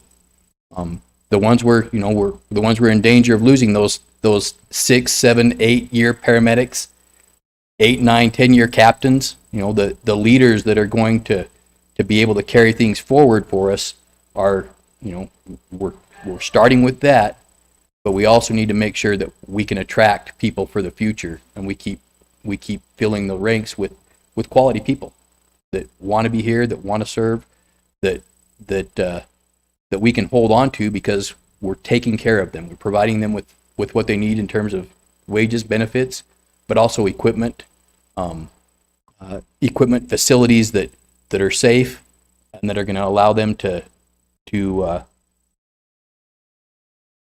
feel valued as employees and feel that being here is worth what, anything they may sacrifice in salary going to a different place.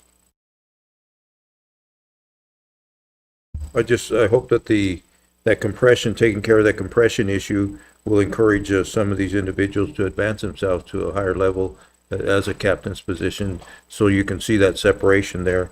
I'd also like to challenge, and if we can look into, not about the paramedics starting wages for us in the Tri-City, that we should never be lower than anybody in our community. So we're a bigger city, and we should be paying more than what at least a starting salary than what a competitive department is in our community. That's just my comment. Any other questions? Thank you. Thanks, Chief.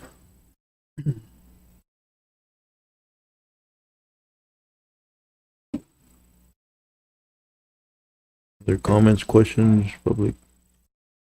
I just want to say Public Works and all other departments too.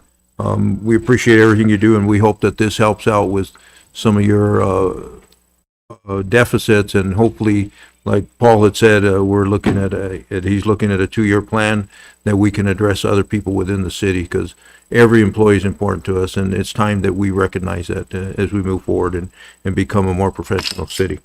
So, thank you. Mr. Mayor, members of council, John, would you like to address the council just real quickly? Like I say, we've worked with all the departments in trying to make sure that this is as equitable and balanced, even though we treat, we have our needs in each. But John, go ahead. Good evening, Mayor and Council. I just, I'm thankful, Mayor, Council, City Manager, and HR working towards helping all departments and evening that out. The things that we deal from day to day. The only thing I would actually, our department's unique. As you all know, we fulfill a lot of other areas. But one of those things I actually would like to discuss is that, in the past 2 years, we've gone, as other departments have with COVID and all the other current things that we're going through. We do deal with the DOC workers, and they've been gone this whole time.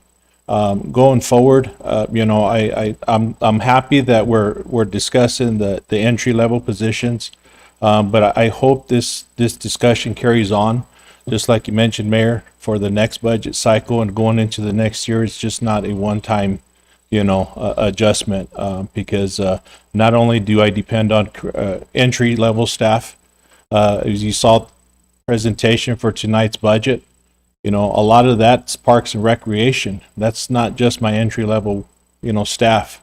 That's all staff, and I'm depending on my supervisors, immediate and higher level supervisors, to get that done. So that's where I have some,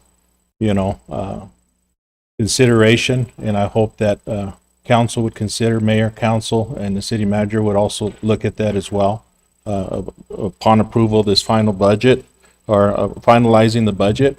But like I said, I hope that's one of the things I do want to bring up this evening. Thank you for the efforts and going forward, and like I said, no disrespect to any departments, but I'm passionate about mine as well, mostly. So if anybody's got any questions for me. Ready, go. John, I don't have a question, but I just want to make a comment. I think it's important that, this mayor and this council hear every department head and their values and what's important to them. I hope this doesn't feel like it's, departments versus departments, but I think it's truly important that you, as your department head, really fight for your department and go for the things and look for the things that will help retain them as well. I think it's extremely important that this council and this entire staff hear that, so that it doesn't get lost.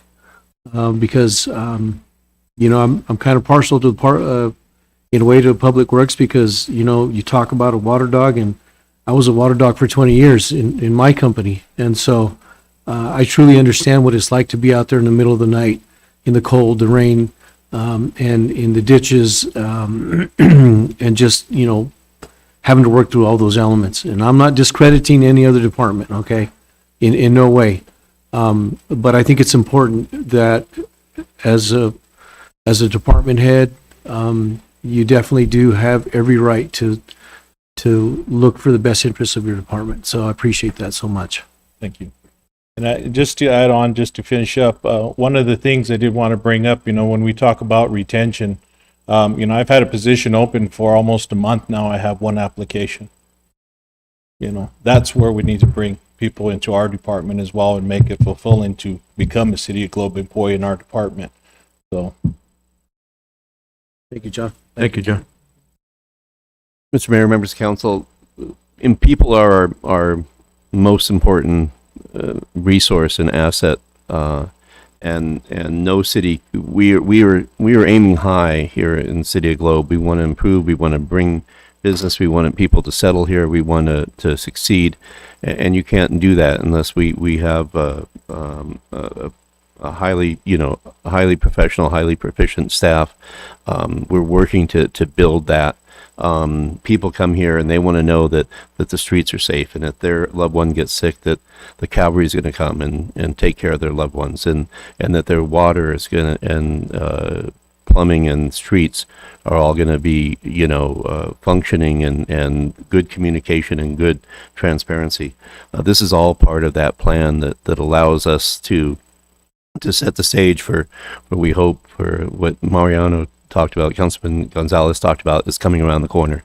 And so we're piecing this together to get to that point. And as we move forward, I really believe that with economic development, with the new change in the areas, that we're going to have, we're going to reap the benefits of all this hard work that staff and council's putting together. Just a quick expectation note. Everything that we talked about moving this money will not be finalized until it's voted on the 27th. At that point, it'll probably take still about 2 weeks to roll that out, unless there's any hang-ups. I haven't locked down the process, but this will be budgeted for the full year, so any changes will probably be retroed back to the July 1 date. But I just want to let everybody know we still haven't closed until we pass the budget. I have told in my meetings, focus group meetings, everybody that, and there are a lot of low-level things that we're making changes on and tweaks that we're doing that I think can make all staff happy. I've told them I will do what I can. If I can't, I will explain to them why I couldn't. And I will be available, and I will have the meetings either one-on-one or in the groups by department to explain to those who were not included this year and who I pledged to include next year, and take their questions and listen to their concerns and make them feel comfortable. They may not, you know, they'll have their opinions, and I'm sure generally they'll be supported, but they should, I give them the respect to share with me their thoughts and let me tell them why we are asking what we're doing and why I've done it this way, and at least so they're fully in the know as to what the thought process was. So, Mr. Mayor, what I'd like to do is that would be to have this addendum included in the passage of the tentative. We have one other very quick addendum that we'd also like to do. And Shelley, if you want to pass out the old, I will pass out the.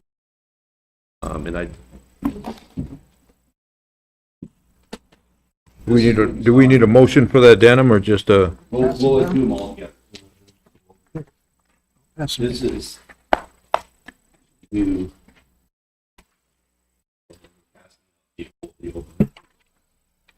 And I think, Eddie, can you tell them you want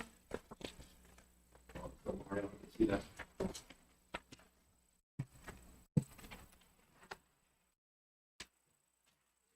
Sure.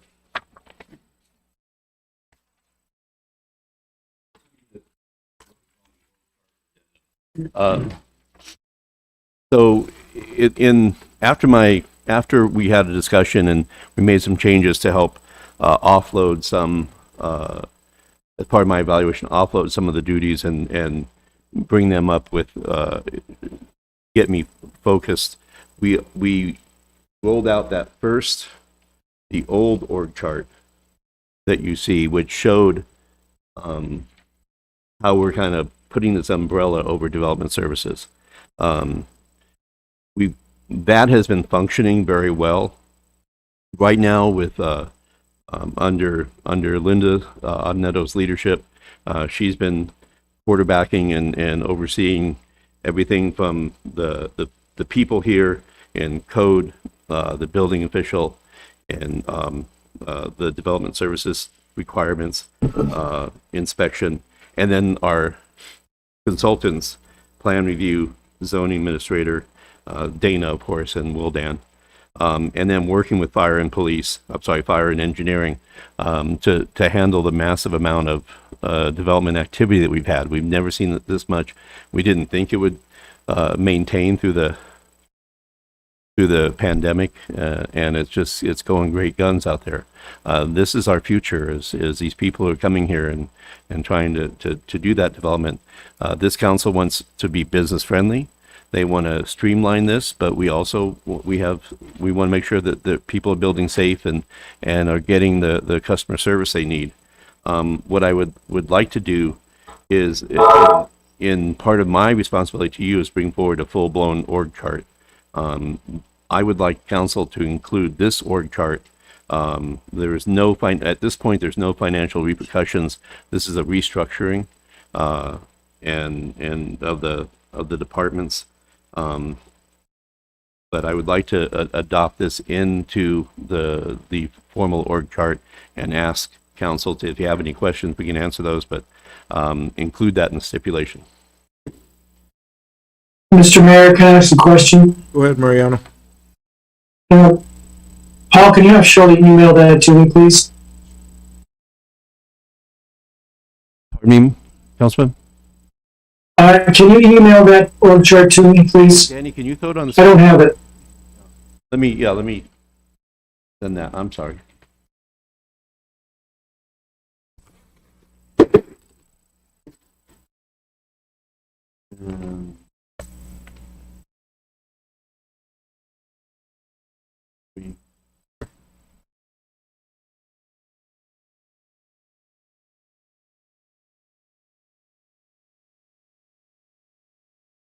Let me send it to council.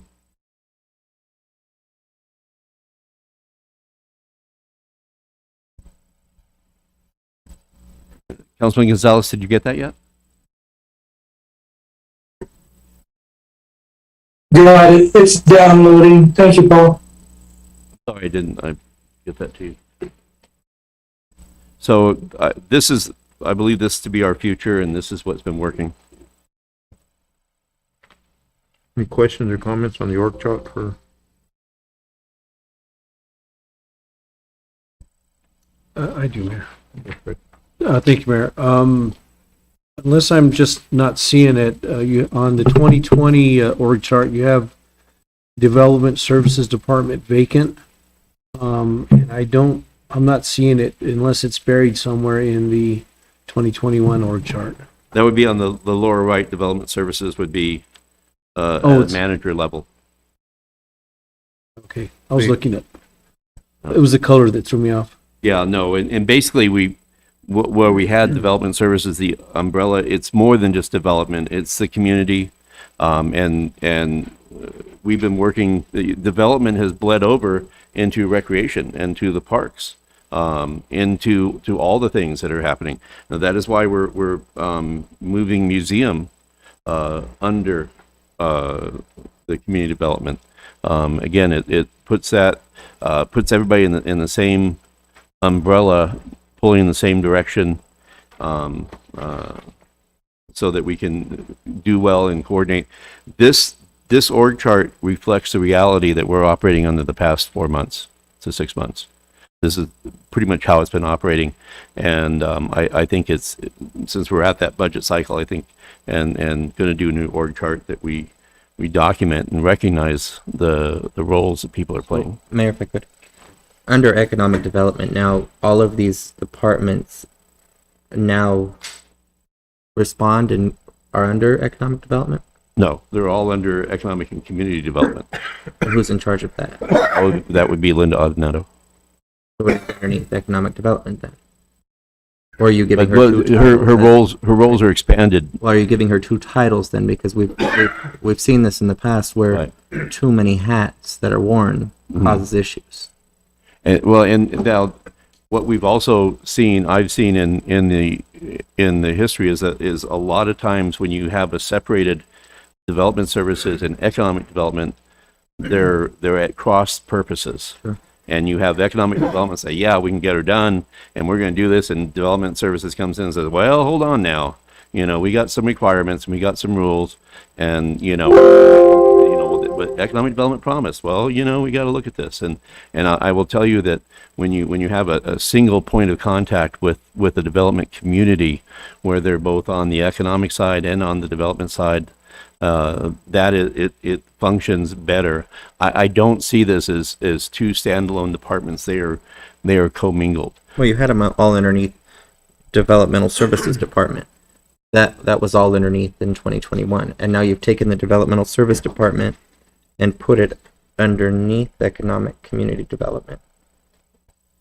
So I don't understand why the development services is even there if that entails all of this. As previous in 2020, you said that in that org chart, developmental services is all of that. But now you've taken developmental services and just threw it underneath, and so it's no longer encompassing any of that, but now it's a part of that.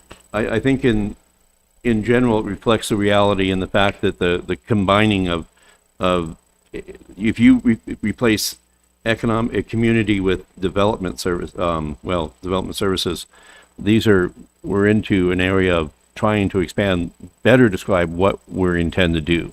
And so developing the community is a broader umbrella than development services, which is more technical on the commercial side. And so that's why I believe that economic and community development, so you're developing the businesses and you're developing the community side, and all of these sub-departments feed into that single goal. And so I think in that respect, even though it is economic and community development, I think that lets people know that if you're looking for that type of business support, you get it. If you're looking for community support, and you get that also from the same department. But and I recognize my my desire to not have double department directors having run two departments. This has not been the way this department has operated. It may be economic and community, but it is one focused task, which is to nurture expansion of the infrastructure and of the people and of the community in here. If we, in all aspects. So in that way is why I bring this forward to you, to better reflect the reality on the ground and kind of our mission vision. I just have a problem with you saying that if economic development is promising something and then they go into somewhere else and that somewhere else says, oh, well, wait a minute, we can't do that because there's all these things, and then they're saying they clash. But they're still going to clash if the building official says, wait a minute, we can't do that. But it's still, all of those departments come to one point of contact. And that one point of contact needs to balance when they say, yeah, we can do it, but we got to make sure you do it by the book. And you don't have the structure. Normally, it's a city manager who has to referee the chaos that's created by two departments going toe to toe. One saying we got to make it happen because we need the revenue, and the other one saying we got to watch out for the safety. Now that is at that director level, that they have that responsibility to respond to all of their subordinates to make sure that economic development is looked after, and we encourage that, but to make sure that the process for development services, the zoning, the building official, that is all there. So that person can't be at odds. They have to go there with the responsibility of all that. And if they go and make a statement and then their underling tells them, oh, we got problems, they're not going to go there and say, well, the other department is like, oh, my people. And as a director, you're going to have your ducks in a row with your people because they're coming to you. You're hearing the day-to-day comments. What the holdups are, where the faux pas are, and we've been very careful about trying to be transparent, get people in meetings early, get them on the ground, get them into the city. The number one thing we can do to help people is get them in here before they make any decisions, so they know exactly what they're coming to, and this structure allows them to get a really clean understanding of both the pros and the hurdles of coming to the city, because it all speaks with one voice, and that one person has that job to land those leads, those potentials. So I've seen other cities where they're at odds because of the two departments. I think this is the structure of the future and the structure that is working now. Go ahead, Freddie. Yeah, thank you. Paul, you had mentioned that you and your staff have been working under this arrangement or this alignment for about 4 months now? Yeah. Is that enough time to recognize benefits versus thoughts of reorganization, or do we need more time, or do you need more time to realize if it's being actively effective? I believe that we need to offer support to the structure. I think we need to take the interim or the in transition or influx. I think we need to double down on this is the structure that we're gonna go with and have that work. I don't believe that there's any more need to test the waters on this. It has come naturally, and I used to be where you had your org chart, and then you said, okay, this is your position, this is your parameters, these are your borderlines, and you operate within here, and you and here, and you and here, and you force people to operate out of the org chart. I've learned now that it's better to find the strong areas, the things that go well, the relationships that tend to work very well, and how they flow together, and then kind of capture that org chart that recognizes those good partnerships and good working relationships in there. And so this captures what is functioning. So the functioning, the proof is in the pudding that it's been working well, and we're just finalizing what we've seen has been working well. If I can follow up.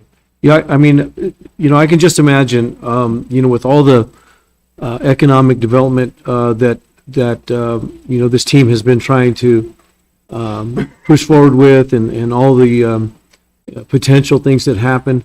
This is probably going to be a moving target for a little bit, in that we and staff will have to adjust and readjust based on what was learned from past experiences, and in what didn't work and what did work. I think it's I don't want to call it growing pains, but it's growing. And I think that's really what we're really looking to do is grow, and that's what we're trying to grow. I mean, that message has been said over and over with all of our meetings and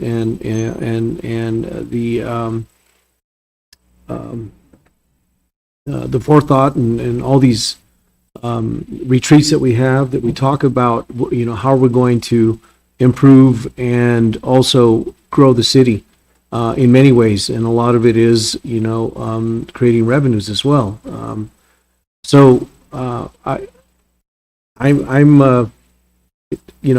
got to believe that if you feel this is where we are today, then that's where we are today. But I also feel like we may be in a different spot in a year or two from now. So just to clarify, I think my evaluation was in October, and that's this old one is measured in 2020, and so we've had those 2 years, right? Those 2 months in November, December, I backed out, and then 6 months, 5 to 6 months now. So we're looking at about 7 to 8 months. I misspoke with 4. I don't know how, what could change. If more growth happens, then we'll have to ramp up and try to find more people power to serve that. If growth subsides, then I think this will fall back naturally. I don't know. It's the magnitude is one thing, and how we expand and contract this, but I think the alignment, the structure will not change with the. I'm trying to envision what kind of change would make this structure less efficient than it is now. Yeah, I'd just like to comment on what I've seen in these last year or whatever, will be when we had them split, when we had 2 points of contact. It really made a lot of confusion, a lot of misinformation out there. You know, being fortunate to be invited to a lot of these development meetings from the developers and investors, I witnessed it where if you have 2 point of contacts, there's misinformation, there's a lot of confusion. I think economic development needs to be the face of our city. They need to be the first contact of any business or investor that wants to come to our community, and they need to coordinate all these different services underneath them to get them to the table at once and send the same message. And I think, and I witnessed this type here lately, and it has worked better for developers coming in. We look more professional, we look more informed, and we give them the answers that they want to hear. Before, it was really confusing and people were really getting frustrated, and that's what we want to prevent, is frustration, and discourage people from coming to our city.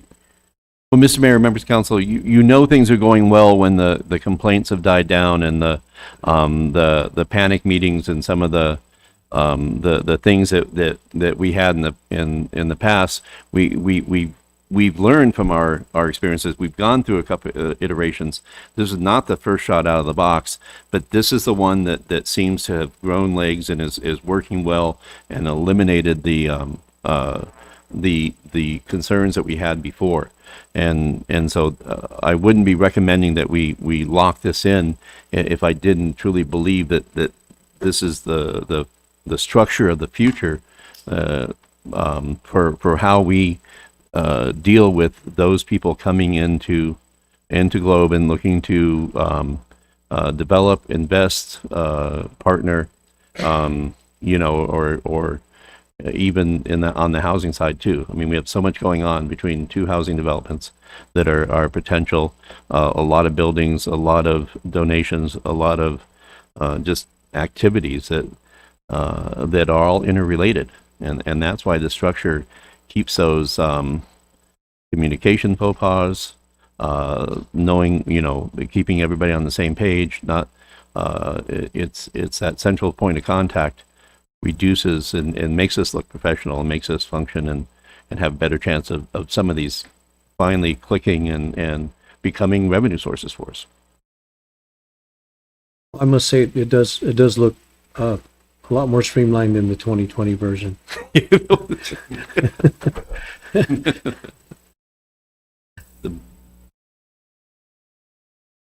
I appreciate your efforts on that. Thank you, Paul. Fernando? I look at this as a tool that helps us to understand what the process is right now. I fully expect that if something changes, that you're going to modify it and improve it and bring it to us. So I think it's how it works. I mean, in thinking about the question, the biggest change may happen if there's, if we bring on additional people that may throw the balance out a little bit. I don't know. It's the only way. It's a good structure. It's a solid structure. I hope we have the growth that allows us to expand and take the consultants and make them permanent, bring them into in-house, and expand some of these departments. I will tell you that I could add 3 people to the staff of this just in a heartbeat. But these people are making do and covering. I hate the wearing multiple hats, but in right now that's what we have to do.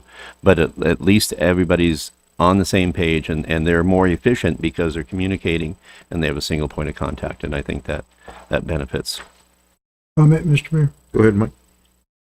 My only concern is how Linda's going to manage her time with all of these different areas of responsibility. She has been managing time with all these different areas. She's been economic development. She's been working with the mines. She's been working with developing the Parks and Rec. She's been working with the help of Michelle to do. Well, I understand that. It's just, you know, I'm assuming she's it's going to delegating. get a little bit more intense, I would imagine, so. But I don't. I will tell you as a manager, you know, I can make my time more efficient if I have full control of the pieces of the wheel, so I can make that work. Okay. If you were to break this up, you would make that a harder task and not a simpler task. Linda is very self-motivated. She commits many hours to making this work. She has the relationships and the knowledge, integrity to make these decisions. I trust her immensely that she will do the right thing and I let her function to she tells me the goals, we talk about the goals, we work together on this stuff, and then she goes out and makes it happen. So it's a process that she is functioning at, and this would bless this process and this commitment by council and this administration, as a city manager, to show that we back her with her efforts to make this work. There's a lot of commitment. Council gets, we get the benefit from the work her team does, and this would just show that commitment comes from the top. And this comes at no fiscal impact to us or at any time in the near future. I will tell you, in this request right now, making this happen, there is no fiscal impact. Will there be change in the next year? Yes, there will.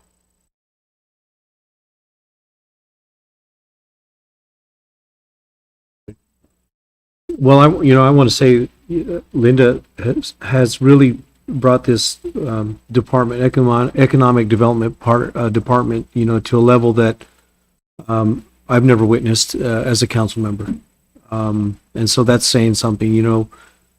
Mayor had a vision long ago, and he had some support from council, and that we wanted to create economic development, and that was a tough go at it because there was some heartburn from other community development groups and things like that. But I truly feel that we're really starting to see the fruits of those efforts. Just today in new business, we're looking at some grant fundings that's really going to help push this swimming pool vision through. So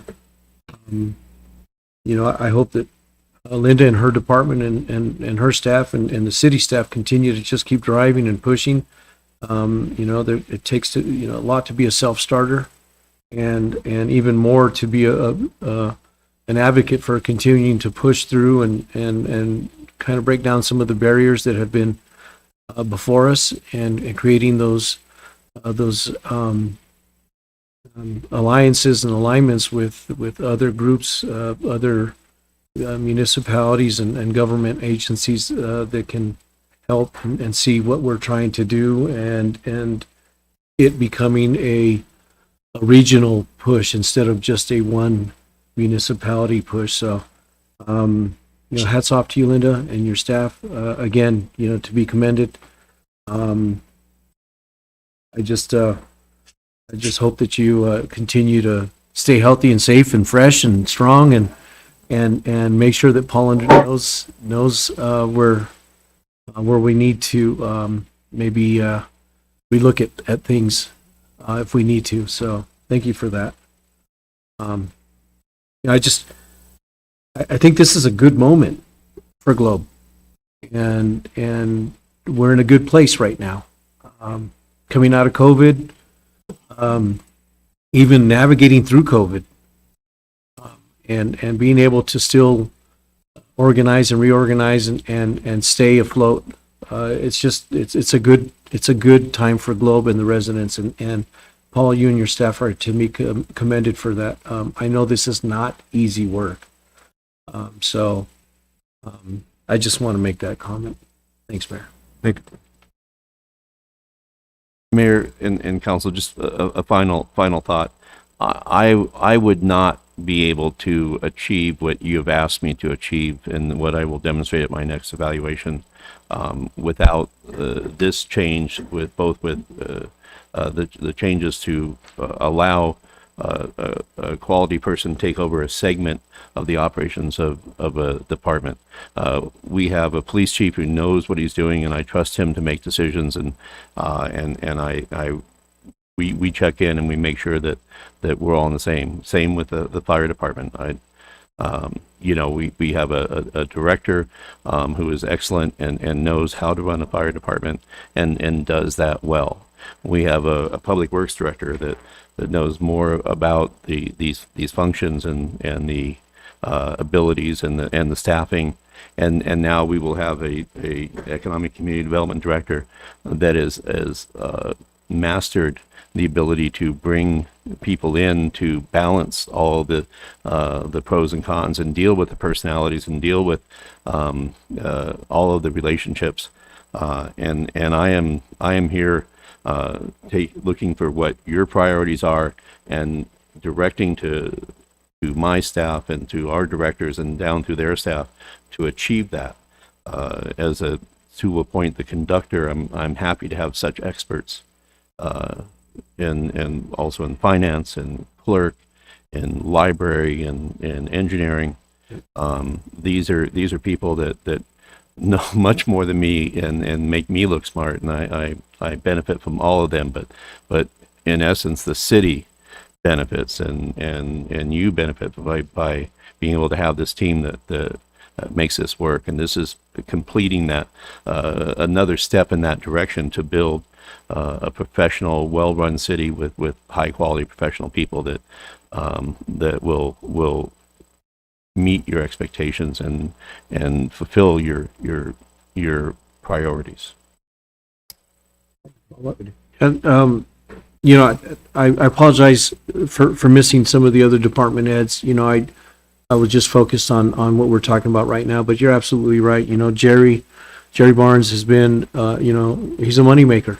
I mean, he can bring bridges and new bridges to us, and all the asphalt and all the things that he does, for in the public works side, and from the common sewer lines to the streets to finding revenues to reconstruct things, and it's just phenomenal. It really is, and I just can't emphasize enough. We got both chiefs in our emergency services are top notch. It's just, I really feel that we're in a good spot, and to your credit and you keeping these department heads, from the library all the way through, just giving our citizens the best that we can provide, and that's all we can ask for. I'm a citizen as well, and I look forward to these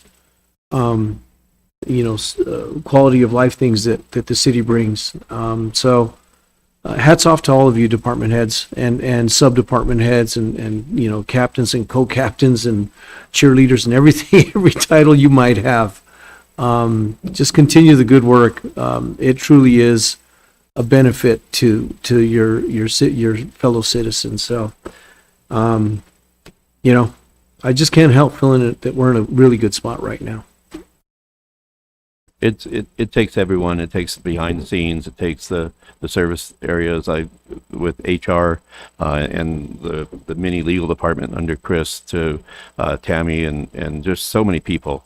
There's so many people that the things that you see me dealing with. I have this support group. I have my history department. I have my public service professionals. I have people who have these specialties that do so many things. I'm only successful because they allow me to, and they do the heavy lifting.